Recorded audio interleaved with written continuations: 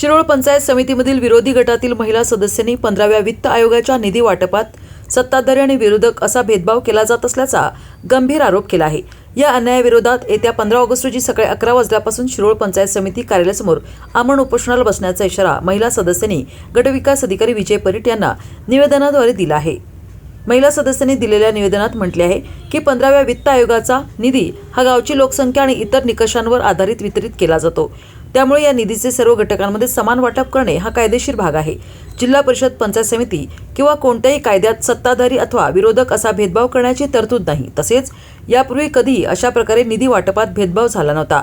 याकडे सदस्यांनी लक्ष वेधले आहे। यावेळी पंचायत समितीच्या विरोधी गटातील महिला सदस्यांनी सन 2022 ते 23, 2023 आणि 24 आणि 2024 आणि 25 या आर्थिक वर्षाच्या 15व्या वित्त आयोगाचे विकास आराखडे तातडीने उपलब्ध करून देण्याची मागणी केली आहे।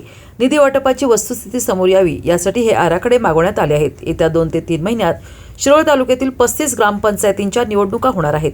या निवडणुकांची आचारसंहिता लागू झाल्यास विकास कामे मोठ्या प्रमाणावर लांबणीवर पडण्याची किंवा त्यांना विलंब होण्याची शक्यता आहे। निधी वाटपातील दिरंगाई आणि आचारसंहिता यामुळे शिरोळ तालुक्यातील सामान्य जनता पायाभूत सुविधांपासून वंचित राहील अशी भीती महिला पंचायत समिती सदस्यांनी व्यक्त केली आहे।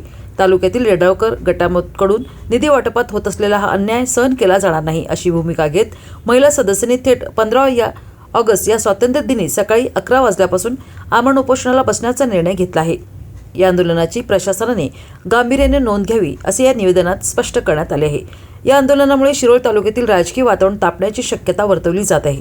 यावेळी पंचायत समिती सदस्या निलिमा म्हात्रे, दीपाली होगले, ज्योती कांबळे, राजश्री माणकापुरे यांच्यासह शिरोळ तालुक्यातील काँग्रेस आणि स्वाभिमानी शेतकरी संघटनाचे पदाधिकारी उपस्थित होते।